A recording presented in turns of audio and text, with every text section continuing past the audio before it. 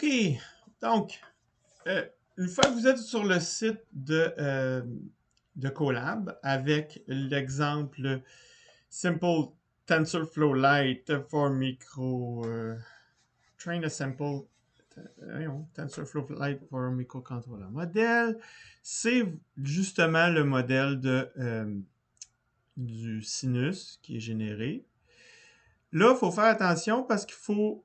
c'est comme si, d'une certaine façon, on roulait l'installation de toutes les dépendances pour bon, c'est déjà dans le Colab, fait que dans le notebook.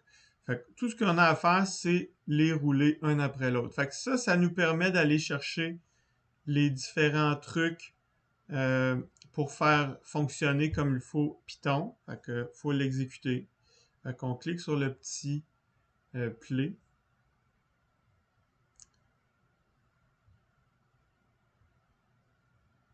Je sais pas si c'est fini, mais je pense que c'est fini, ouais, effectivement. Il est supposé apparaître un 1 quand c'est terminé. Si je clique là-dessus, c'est ça, il fait qu'il est fini. Fait que quand vous commencez à voir apparaître les trucs, là, c'est que c'est terminé. Là, il était en train d'installer TensorFlow sur Python. Fait que ça prend un certain temps. Mais c'est quand même assez rapide. C'est plus long de le faire sur votre machine que sur le serveur web. C'est ça, Google. Donc, tant et aussi longtemps que vous voyez que ça s'exécute ici, là, vous pouvez le laisser faire.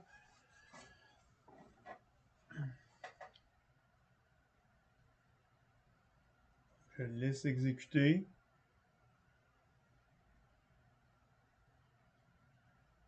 Puis, sur votre environnement, vous voyez combien de mémoire puis d'espace disque que vous utilisez par rapport à ce que vous avez droit.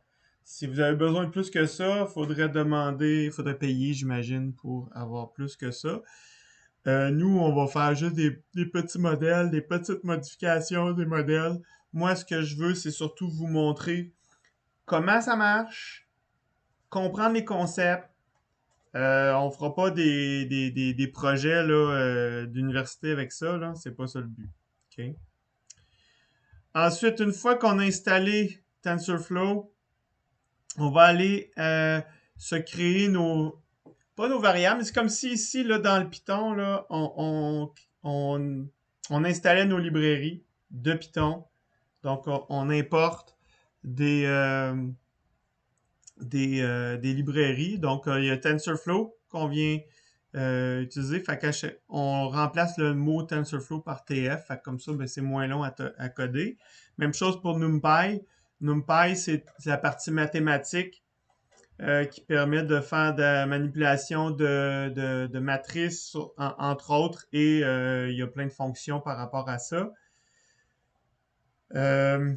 Panda, c'est de la manipulation de données. Donc, puis Matplotlib, c'est pour afficher nos données. Donc, voilà. Je l'ai-tu roulé? Pas sûr, je pense pas, non. Voilà, c'est fait. Ensuite de ça, donc là, ici, on vient générer nos données. Fait que ce qu'on fait, c'est qu'on génère des données qui sont des points sur le sinus. Donc, on lui donne un X, puis il va nous donner un Y, et ça va nous donner un tableau de données. Donc, on a 1000 données à générer. On pourra changer ça si on veut. Ensuite, on génère un X-value de façon random. Puis, ensuite de ça, on les mélange, ces valeurs-là, pour être sûr que ça fait encore plus random.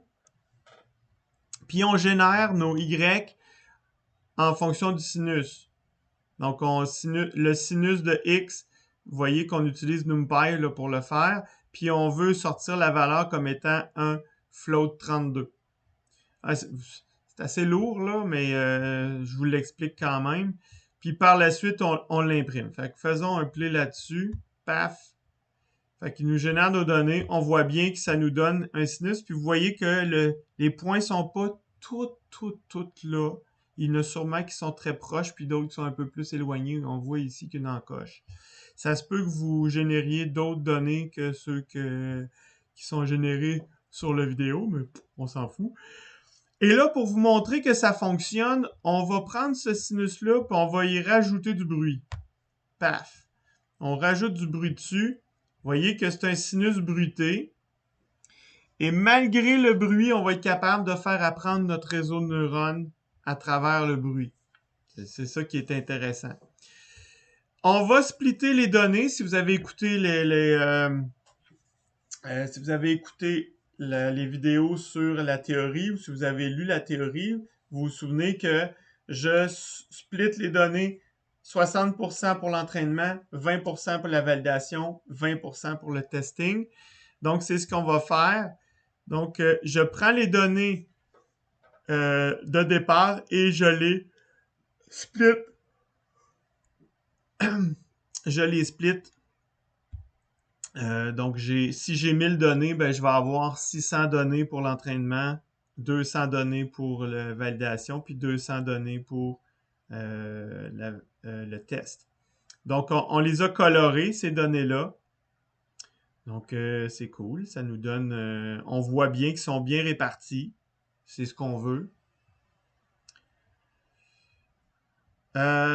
Ensuite, on entraîne le modèle.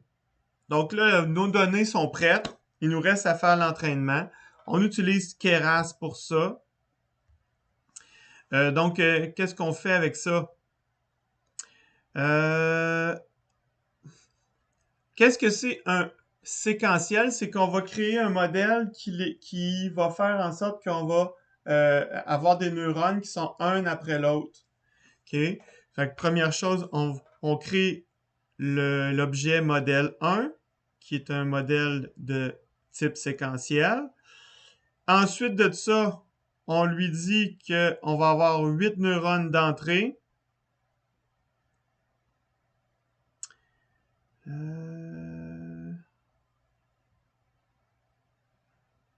Le type d'activation, c'est ReLU. Excusez, c'est pas vrai. Le 8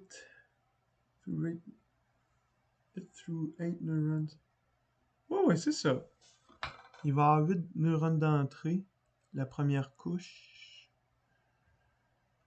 Après ça, puis on sort sur un neurone en sortie. Puis, on compile le modèle avec Adam Optimizer. C'est la version de base. On verra ça plus tard. Moi, j'ai pas encore lu là-dessus. Fait que j'ai aucune idée encore de ce que ça fait. Et on va aller sortir la fonction pour la mean square error, donc pour le loss function. Donc, on va faire calculer l'erreur qui va être la distance au carré par rapport à la vraie valeur. Et vous allez voir que cette erreur-là diminue avec le temps. Et ensuite de ça, le modèle étant fait, on va l'entraîner. Et là, je vous invite à lire ce qu'il y a ici. Donc, on va l'entraîner. Je vais arrêter la vidéo pour l'instant, puis vous allez pouvoir, je vais continuer sur une autre vidéo. J'essaie de faire des petites vidéos de 10 minutes, mais bon. Fait que je les coupe en morceaux. Fait que, on va voir tantôt pour l'entraînement du modèle.